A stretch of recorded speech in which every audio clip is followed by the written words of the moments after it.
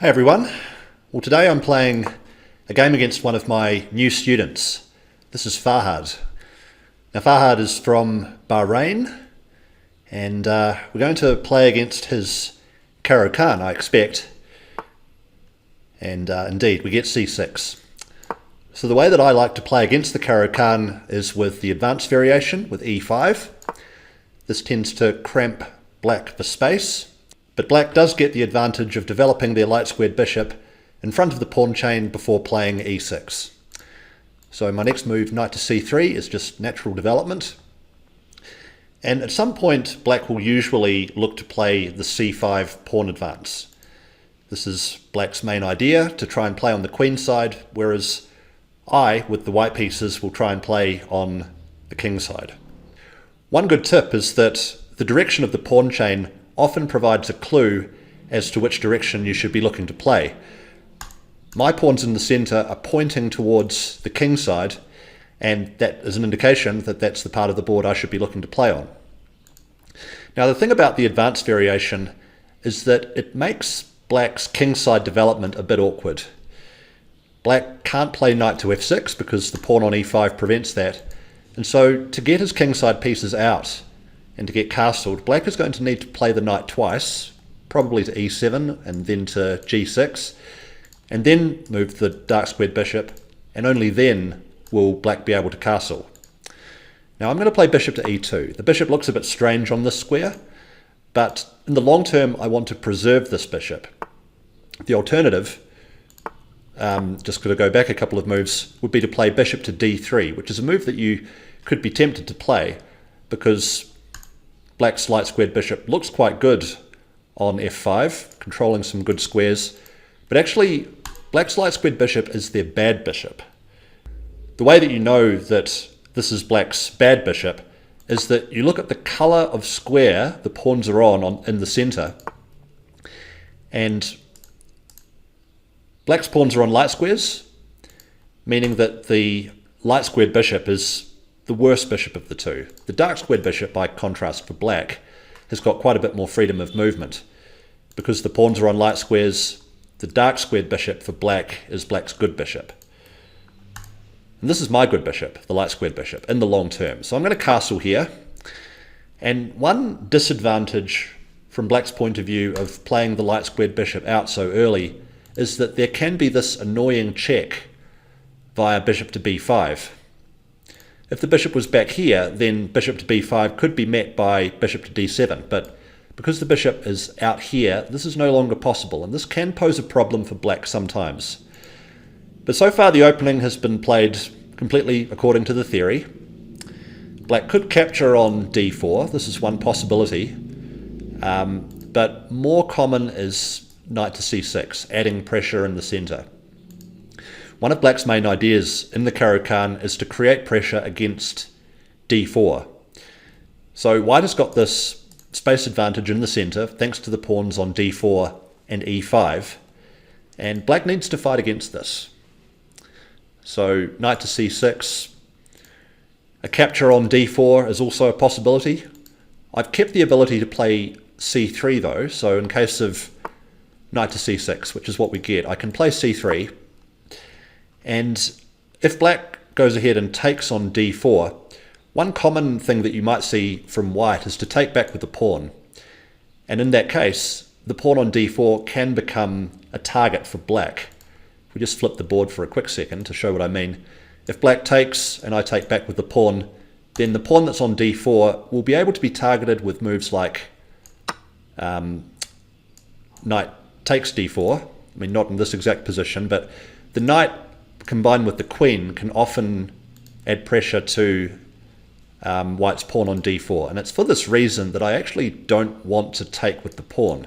I'm going to instead take with the knight, and this is going to set up a little trap here because it's very risky for black to take this pawn on e5 with the knight, and we'll see if Farhad understands this, because this pawn on e5 can be a real tempting target for black, but it's very dangerous for black to take this before getting castled.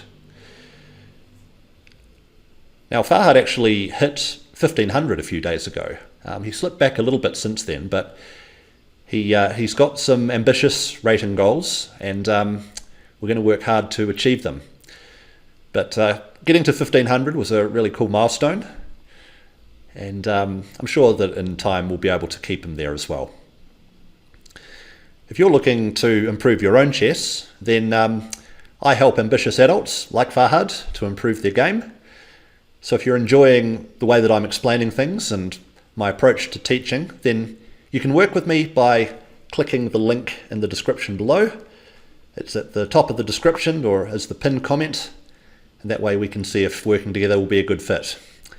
Now, okay, he's retreated his bishop, which is a good call, not taking the pawn. I suspect that he probably thought that something was up, that I just left the pawn undefended like that. So getting the bishop out of the way is the right idea. The problem with taking this pawn, if we just visualize this, is that I can capture the bishop, he'll have to take back with the pawn, then after bishop to b5 check, black is in a great deal of trouble. Also, bishop to b5 check immediately is something that needs to be considered, where black would really have to go back with the knight to d7, and then after I capture here, the pawn on d5 can be a problem. So as Farhad's reviewing this game, this is going to be good feedback for him, that he should avoid capturing this pawn on e5 too early. But okay, we didn't have to learn that the hard way. Instead, the bishop retreats back to g6. And one thing that I could look to do here is to pin the knight, just increasing the pressure. Queen to a4 is another way of doing that also. So you have to always be calculating whether black is able to take this pawn or not. I think he's a bit more able to take it right now than he was previously. So what I'm going to do is I'm going to pin the knight, and this just adds some pressure to this piece. Now he has to react to this. Probably something like knight to e7 is best. And I also need to look to develop my queen side. Like, these pieces are not playing, but black's kingside pieces are not playing. And the fact that the black king is in the center for a while is one reason that I like this advanced variation. It sort of asks black some questions from quite early on in the game. Now, deciding on the best square for my minor pieces is another question. Bringing the knight out to f3 looks very natural. So I'm anticipating what my opponent's next moves could be, and I think knight to e7 is very reasonable. That way, if I captured, he'd be able to take back with the knight. He's also going to be a bit uncomfortable about this pin, however, so it wouldn't surprise me to see him try and break the pin as quickly as possible. Something like rook to c8 is another way of defending the knight, but then he's still pinned. The right square for the start squared bishop is another question. I'm actually out of my opening theory at this point, so I'm not entirely sure of the next few moves. And he makes a move which makes a lot of sense, bringing the queen out to b6. So that now adds some pressure to both of these pieces. Actually, they're all defended for the time being. He can't take the bishop because the knight defends, and the knight can't take because of the pin, which is still in place here. So how can I look to increase the pressure? Well, one rather uncomfortable move, I think, is bishop to e3. So that's putting the bishop on the same line as the black queen. And this might provoke a reaction, you know. It's never comfortable to have the queen on the same diagonal as the enemy bishop. But let's just make sure that there's nothing undefended or underdefended. My king is nice and safe, so the good thing is I don't need to be too worried about any checks. But if I play bishop to e3, he can't take the bishop because the knight still defends it. He also can't capture with the knight because this is still pinned. So both the bishop and the knight are currently immune from capture. So this move is very tempting. He could look to react to this with something like bishop to c5 potentially. So it's always worth doing a double check about what your opponent's forcing moves could be. In case of the bishop coming here, I'm just wondering if there's something, because that looks like the most natural way to defend to me. Let's say the bishop does come here. Okay, my bishop's on e3 and black's bishop is on c5. So in that case, what if I captured here? That would allow black to actually capture the bishop, wouldn't it?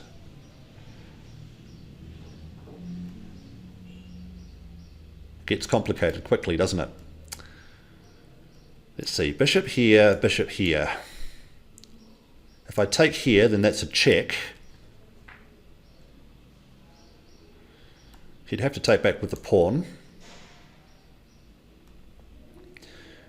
And this move here, perhaps, b4, might provoke a capture here. Well, it looks quite strong to me. It feels as though there could be something here. And he plays this move instantly, so that's great play from Farhad, understanding what the threat in the position was and anticipating my move. So I'm very pleased to see this from my student, taking it to me already. Now then, this is, I think, the critical moment of the game. This is where I've got to be careful because a false move could result in a very bad position. Taking with the bishop is the most forcing thing here, because he'd have to take back with the pawn. Now in that case, I might be able to play b4, which puts the question to black's bishop. He would probably take, I think. And what else? I mean, I could also look to add pressure this way. Just conscious of the fact that if I play this, he'd be able to eliminate this knight and then take the bishop next. So queen here looks to dial up the pressure also. You can see how the tension on c6 is just dialing up here. Now before playing a move such as this, I have to look at the forcing moves from black. One forcing move would be bishop takes knight. But in that case, I can take with the bishop, which would create a threat on the black queen. Another forcing move would be a6, but then I think I'm actually able to release all the pressure on c6.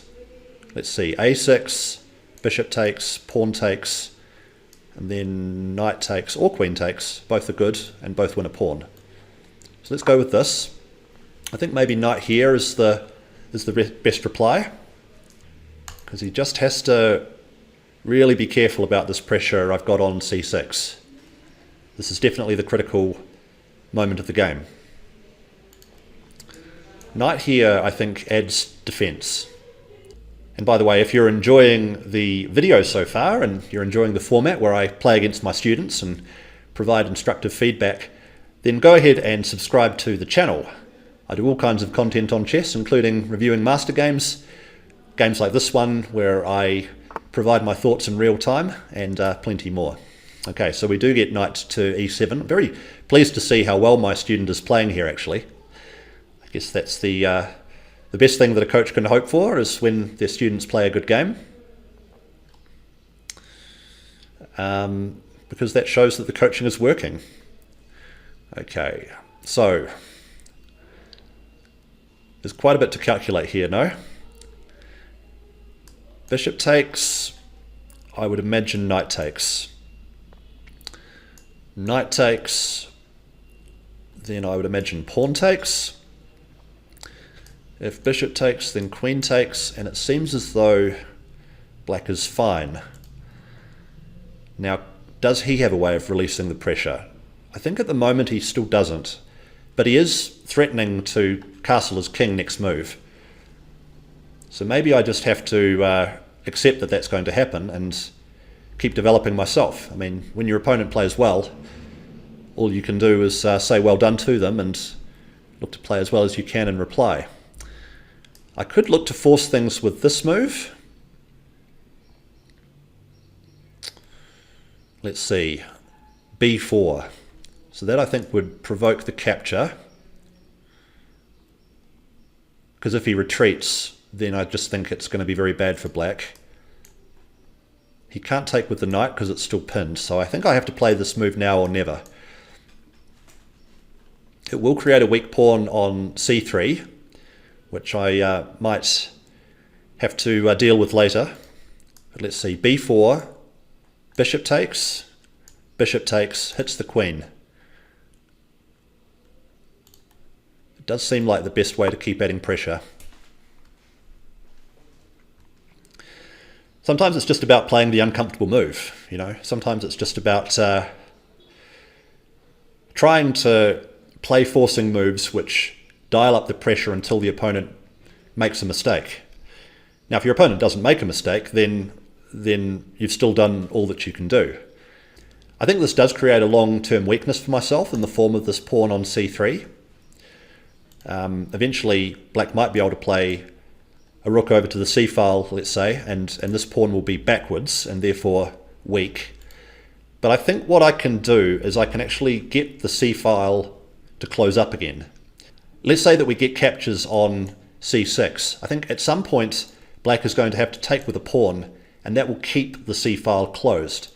Let's just try and visualize what I mean here. Like, let's say that black is able to deal with this pressure and I'm able to take on c6. Well, then black takes back, I take back, and eventually he'll have to take back with the pawn. And when the pawn moves from b7 to c6, then the c-file will have actually closed up again, because black will have a pawn on the c-file. At the moment, black doesn't have a pawn on the c-file, which is why with a possible future rook to c8, this pawn could be weak. But if black's b-pawn is now on c6, then that pawn won't be as weak as it will be before.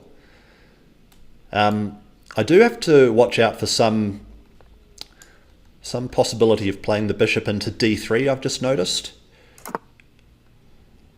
But okay, he's actually gone and castled, and unfortunately this has failed to deal with the threat that I was making, right? I was making a threat against the bishop, and yeah, he's just allowed me to capture this one, which of course is not good news for my opponent here. So one concept that you should always understand is that when you win material, you should look to simplify the game. So here's what's going to happen. I'm going to take the bishop, and because of the threat against the queen, black is going to need to take back. Now in this case, I'm going to take the knight as well, and that's going to unleash a threat against the black queen. Black's not going to be able to take back the knight, and actually the black queen is in some danger of almost being trapped there. Let's take a look. I think it's pretty close. Pretty close, actually. If he takes the pawn, then I take the knight. And I think this is probably going to just be a massive material loss for black here. You can kind of see how it was becoming harder and harder for black to play, thanks to the fact that this knight on c6 was pinned for so long. And that in turn was because black's own king was struggling to castle, right? It's something I said right at the start, that black has some trouble developing their kingside pieces. And yeah, black just took a while to castle, which is actually natural in the Caro-Kann. This is one of the things about the advanced variation, is that you do make it tough for black to castle. And once he finally did castle, unfortunately he just left a piece hanging. I think what he had to do instead was to, yeah, he had to take the knight, and he had to play this way. But now I'm a piece up, and the question is how to not allow any counter chances to my opponent. Now this knight is no longer pinned, so what we could look to do is trade it off. But also I'd like to finish my development here. And actually if he captures here, then I could take back with the pawn, and that would actually reinforce my structure. The only thing I need to be a little bit careful about is this bishop getting trapped or having its mobility restricted somehow. Like I'm thinking of something like a6, and then does the bishop have a square? Well, yes, it does. It does have the square on e2. So I'm actually fine there. So I'm just going to develop this other knight. Just wary of this light squared bishop of blacks. This is one problem that I've got.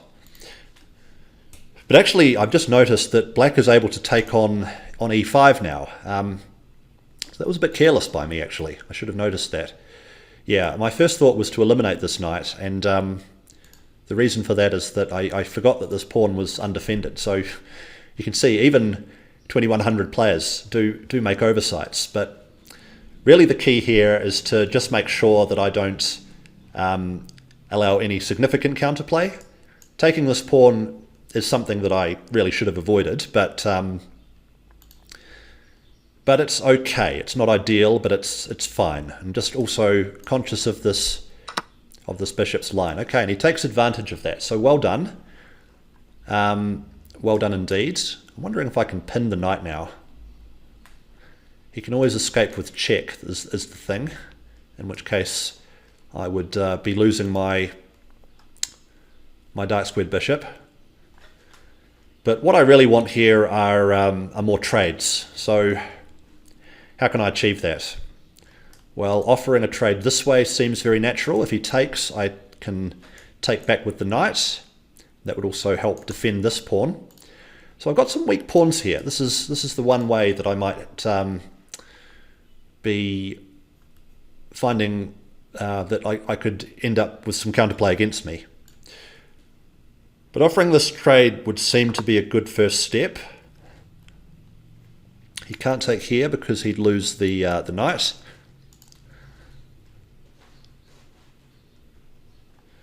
And what do I want to do here? Let's think about this in terms of objectives. Well, I'd love to trade as many pieces as possible and reach an endgame with an extra piece. That's kind of the way that I'm thinking here. So what's the best way to do that? Well, offering a trade is a good first step. He might come in here, but I think in that case I'd be happy to trade that dangerous knight. His bishop would come in, but then I can kind of start pushing his pieces around a little bit. Also, I'd like to get the b1 square for one of my rooks, because this pawn on b7 could be a target, but I can't do it right now because of the bishop's influence over this diagonal. So this is definitely my problem. I said at the start that this is black's worst minor piece, but actually it's turned out to be quite strong in this particular case. So yeah, I would definitely not mind a trade of the light squared bishops. Now he's pushing the bishop back. This is a move that I saw coming, and I had my reply ready just to drop it back to e2.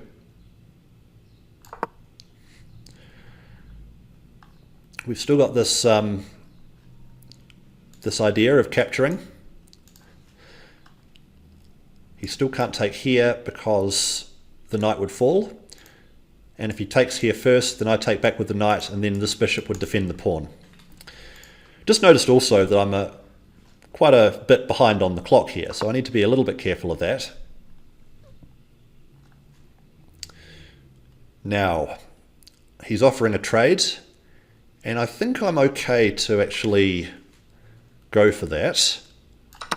Trades are good for me. If he takes back with the queen, then I would be happy to trade queens. And if he takes back with the knight, well, then I could look to actually bring this bishop into f4 potentially, or d4. Now, black's play here should be in the center. Although black is down a piece, he has a little bit of compensation in the form of the ability to play e5 at some point. Now I might play knight to d4 myself here, or maybe I'd bring the queen over to the king side first. Both seem pretty good. Again, I want to encourage more trades, so if he takes with the knight, that I could take back with the pawn, and that would actually improve my pawn structure significantly. The queen is a little bit offside here on the queen side, actually. But let's just play this first. Going for trades. This is something that I do teach my students, that when you're ahead material, look to try and simplify the game. You want to avoid complications. You want to avoid things getting out of hand, particularly in a time scramble. So by offering this trade, he'll have to choose between either accepting it or avoiding it. He could move back here perhaps. And what could I do then? Yeah, maybe I should have brought the queen over here actually. In which case I'd have this move. If I were Farhad here, I'd be trying to be as active as possible. I still really want to do something about this light squared bishop, and I'm wondering how to do that. So actually, thanks to the loss of the e5 pawn, black's position is not so terrible. I mean, in the long term, of course, it should be losing, but maybe I can reroute this light squared bishop. Maybe I should be looking for some plan like this. Maybe it belongs on this diagonal now. Or maybe I can trade it. Maybe one plan could be bringing the rook over here. Now, as he says this, he does advance the pawn to e5. That's the plan I mentioned before. So good understanding there shown. But I am happy to trade. That gets another pair of pieces off the board and should look to help neutralize the counterplay. If he takes with the queen, I'll trade queens as well and look to target the pawns in the center, I suppose. But he takes with the pawn instead. Now it would be tempting, I think, to take this pawn because that seems to be undefended, but I think it's very risky to put myself into a pin like this. So what's the plan here? Well, this is actually quite an impressive central pawn formation.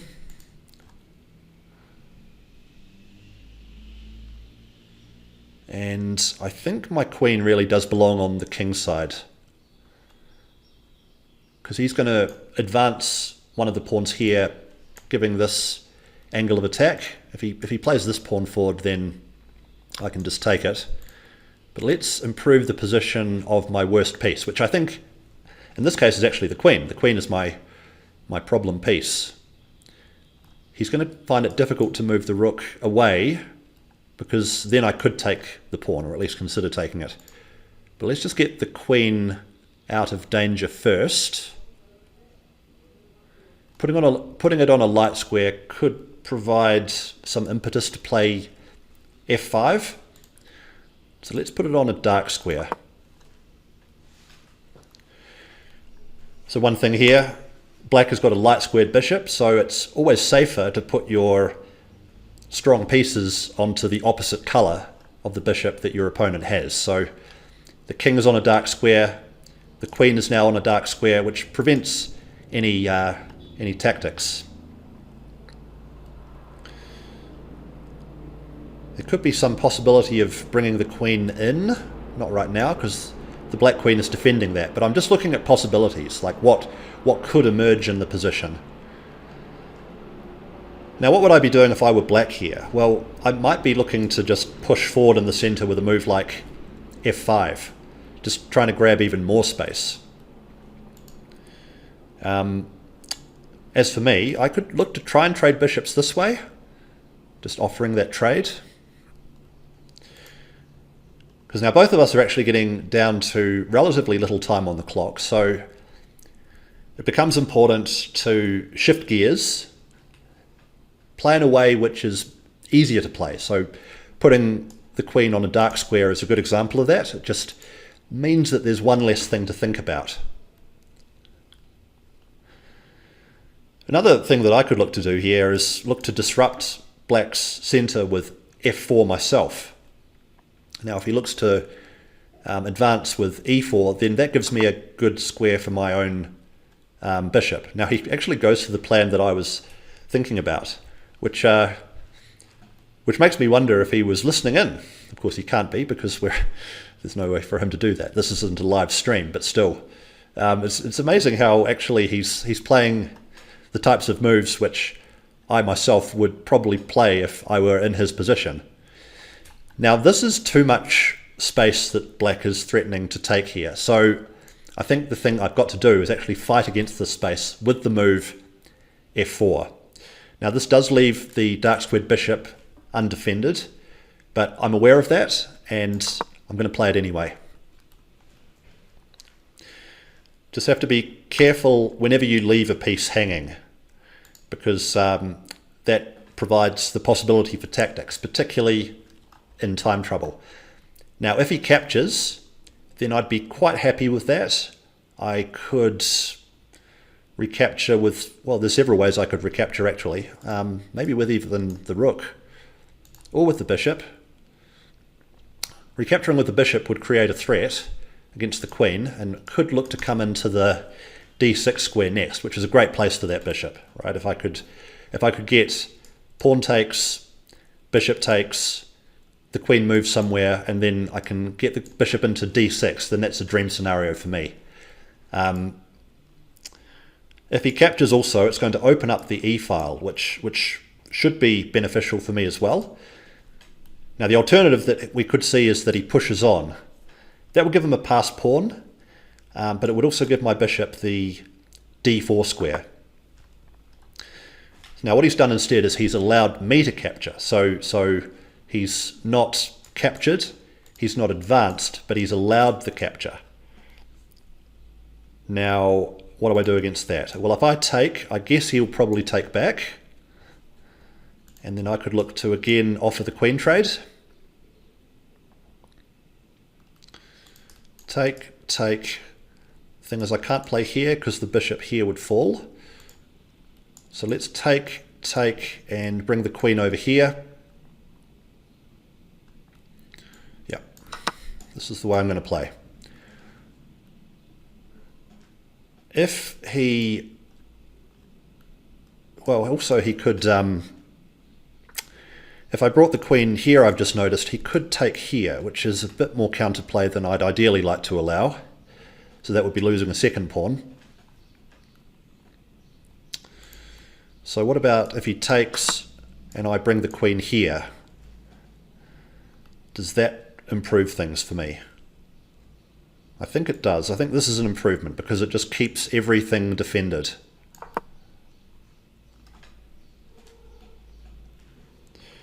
We're playing with increment here, so there's an extra 10 seconds per move, which can be important, you know, as you get down to the clinches.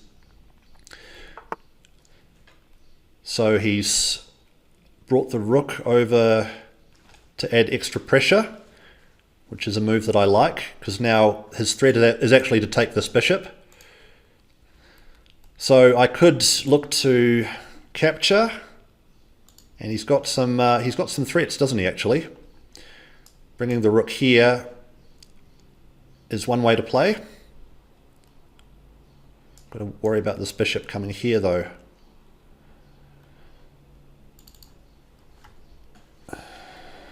Okay, so let's just find the safest way to continue. It's not easy with low time, is it? I think this bishop move here is the problem. Maybe. This is the problem. So what am I going to do in case of that? If I captured and he captures back, of course, then I can win a tempo against the rook, then he'd take there, so that's no good. In case of bishop here, this is what he does. Okay, very good. I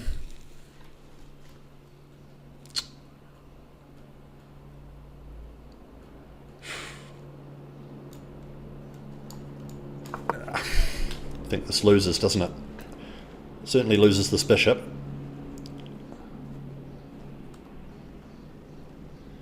So now he's winning the piece back, I believe. He can just take this. There's no reason not to. Very good play here from my student, I have to say. I mean, you know, being down a piece, I said I didn't want to provide any counterplay, but he's found some. So, you know, kudos to him. If he takes here, what's the reaction? Well, let's have the reaction ready to go. Let's go with... Let's see. This was kind of my idea, that I could provide some pressure here. This is going to force him back here, I think.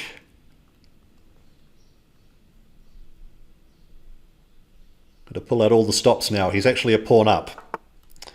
So he finds the right move. Let's keep adding pressure. So now he can't move the bishop because the rook would fall. And I've got this combination right here. The next move is going to be king to f2.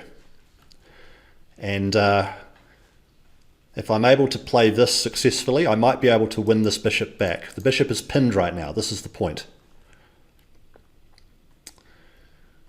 He might look to play something like this, just continuing to add threats. Okay, so now I'm playing this one. This was my plan. Now, can he actually move the bishop now? Maybe he can actually.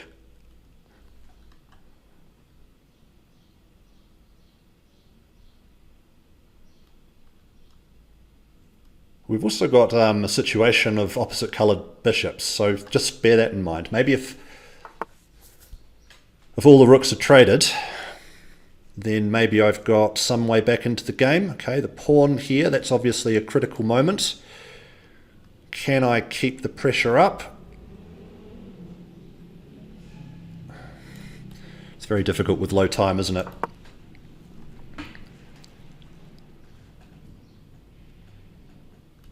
Maybe again here, but then I've got this square.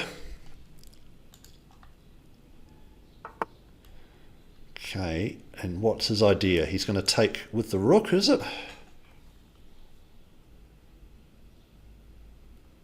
Take back with the rook.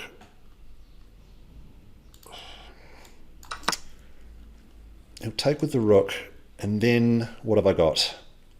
I've got the king here. No, I've got the king here maybe. Actually, the king's a bit short on squares, isn't it? Just noticing.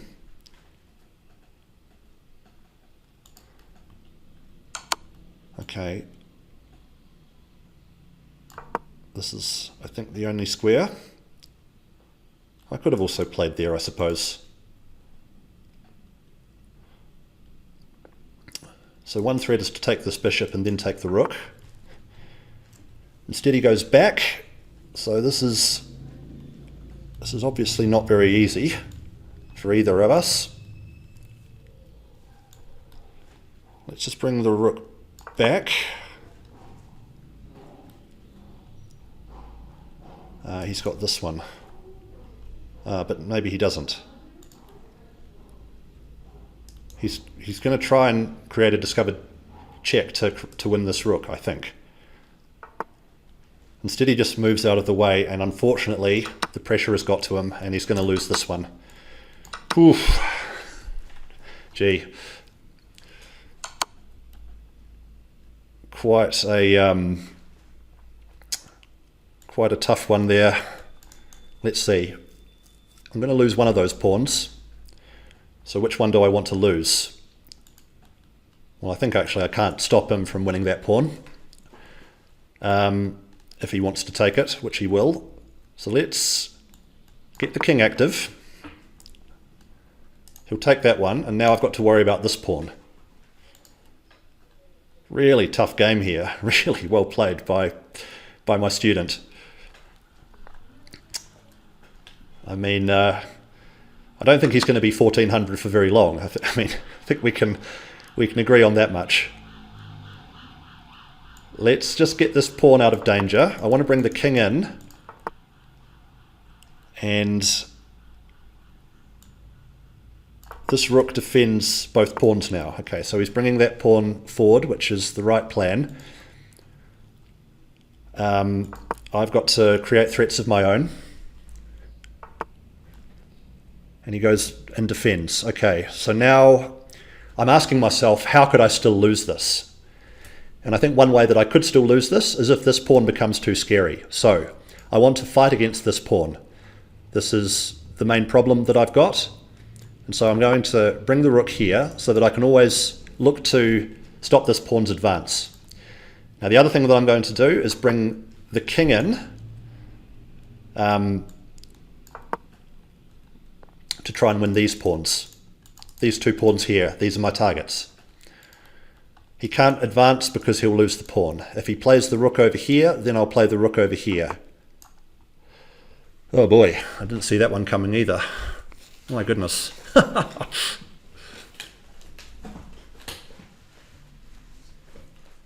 What a move. What have I got here? Okay, I'm going to have to go like this, aren't I? Then he'll move the pawn here. I've got this threat now of bringing the king in.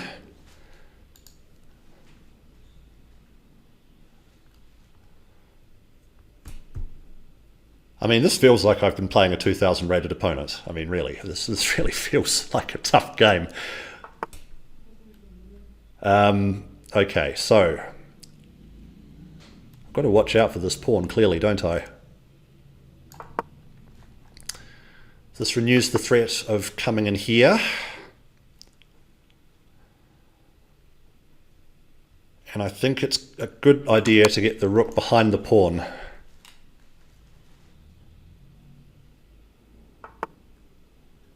So let's do this, just stopping that one from getting any further down the board.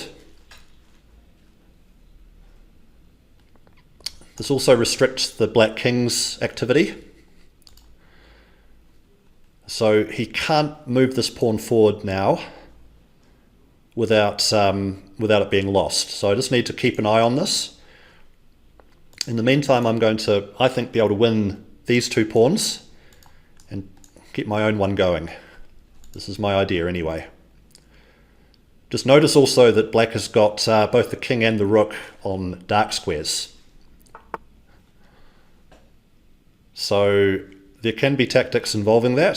So he's trying to win one of the remaining pawns. I'm not worried about this one. This doesn't matter. Okay, now I'm going to eliminate the one way that I could lose the game. Prophylaxis, they call it. Okay, so now he gives a check. That's fine. I'll just use the opportunity to take this other pawn. And now I should be comfortably winning. But man, what a game. Really, really tough. I mean, I'm not just saying that. That was really close. So this attacks this pawn now. Also cuts off the black king. And my plan is just to march this pawn forward. This is the simple way that I'm going to look to win now.